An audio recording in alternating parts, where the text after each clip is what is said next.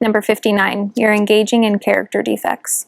Number 58, you have unprocessed family dysfunction, which can include physical, emotional, or sexual abuse. Number 56, you are sober in another 12-step program and are suffering in silence, wondering why that program hasn't fixed your sex addiction.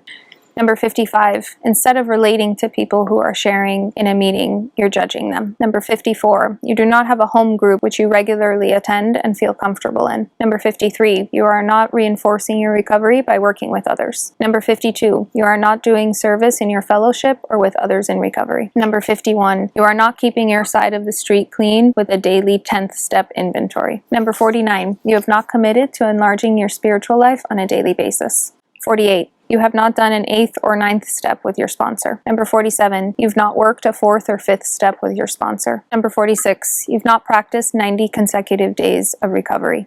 Number 45, you lack humility or the ability to see yourself as you truly are. Number 44, you do not have enough practice using recovery tools. Number 43, you do not have well-defined inner, middle, and outer circle behaviors. Number 42, you have not identified your triggers. Number 41, you do not regularly attend 12-step meetings. Number 40, you have not worked all steps completely, honestly, and to the best of your ability. Number 39, you do not reach out for support from your sponsor or others in your support network. Number 38, you do not have a sponsor who has recovery from sex addiction and has worked the steps. Number 37, you have not accepted the fact that you have a disease that is chronic and most often terminal. Number 36, you have not surrendered to the fact that the disease can only be defeated by a power greater than yourself. Number 35, you believe that you must fully believe in God or be religious in order to get recovery. Number 34, you confuse religion with spirituality, which prevents you from accepting the spiritual part of recovery. Number 33, you do not have a working conception of a higher power, or you believe you are your own higher power. Number 32, you have little to no support for recovery. Support for recovery is crucial for the process of healing, including 12-step groups, fellowship, supportive friends, family, other people in recovery, therapy, things in which you can count on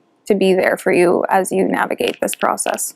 Number 30, you haven't experienced the joy of true intimacy and sex. Number 29, you are switching forms of sexually acting out, from escorts to anonymous sex, from porn to escorts. Number 28, you haven't changed people, places, and things. Number 27, you are not consistently working on or towards better self-care. Number 25, you are cross-addicted. Cross-addiction usually means that you're acting out with another compulsion, another type of behavior that's part of the sex addiction process as well. So an example would be sex addiction and? Drinking, sex addiction and drugs, sex addiction and gambling. Number 24, you're stuck in the shame cycle, which perpetuates acting out. Number 23, you carry inordinate amounts of shame and you don't even know it. Number 22, you do not understand the shame cycle concept. Number 21, you alternate between extreme acting out and extreme abstinence. Number 20, you are sexually anorexic. Number 19, you're not able to spot the relapse before the relapse. Number 18, you're afraid of being discovered at a recovery meeting. Number 17, you believe that sex addiction is all that you have for adequate pleasure and you'll never get a replacement. Number 16, you are stuck in all or nothing thinking, black and white terms only. Number 15, you haven't come to terms with just how powerful your disease is and the fact that you're using it to self-medicate. Number 14, you believe that you can stop acting out all on your own without any help. Number 13, it's not me, it's the culture that we live in. It's a societal problem. Number 12,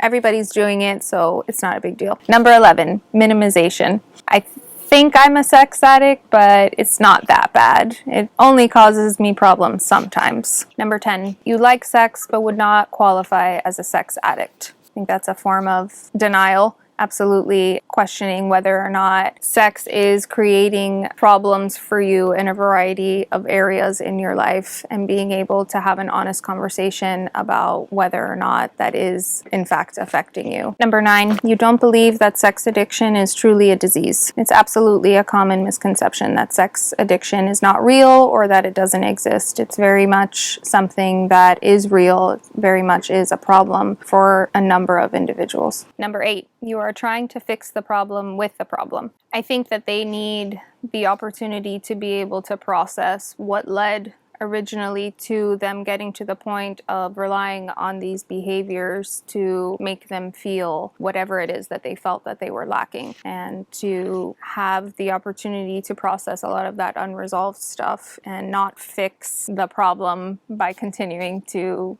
use the same problem doesn't work. Number 7, you don't have a concept of self-care. Practicing the importance of putting yourself first, practicing these things like getting enough sleep, getting enough rest, taking care of your body properly. These things play a vital role in just the commitment to recovery, nonetheless, the entire journey itself. But this involves you putting yourself first and making time for that self-care. Number 6, you do not have sufficient education on the concept of disease. I think that oftentimes clients struggle with understanding the concept of a disease and that it may actually be a legitimate, real disease, which ultimately leads them to understand the need for recovery or the need for extra support.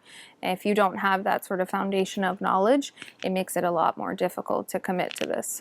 Number 5, you haven't had sufficient negative consequences. I think everyone has different bottoms or different consequences which ultimately lead them to decide this is enough, or I'm ready to get help. I'm ready to be fully committed to getting help. That looks different for everybody. I definitely believe that clients need that missing piece of the reality check or the rock bottom to sort of lead them to make the ultimate decision to really invest in their own recovery. Number 4, you have unprocessed trauma.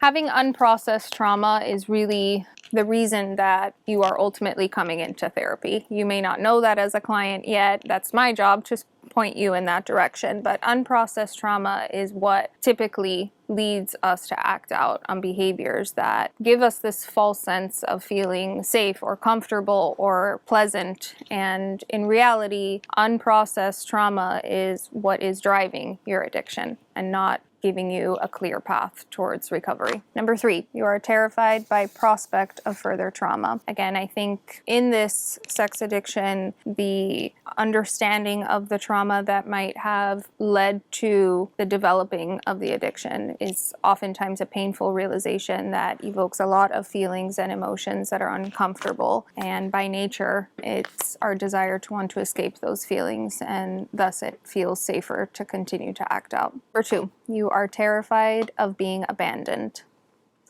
It's just safer to act out. I think at the core of sex addiction is really this isolating principle, right? That shame and that guilt that we spoke about, just isolating you from everyone, and your brain convincing you, or your addiction convincing you that it's safer to act out on those things rather than driving a true, authentic connection. Number 1, you are terrified of true intimacy. With intimacy comes connection, and comes vulnerability, and comes a lot of work surrounding being our true selves. And being terrified of that is certainly understandable. But that's really, I think, the common goal is to really be able to be connected and intimate.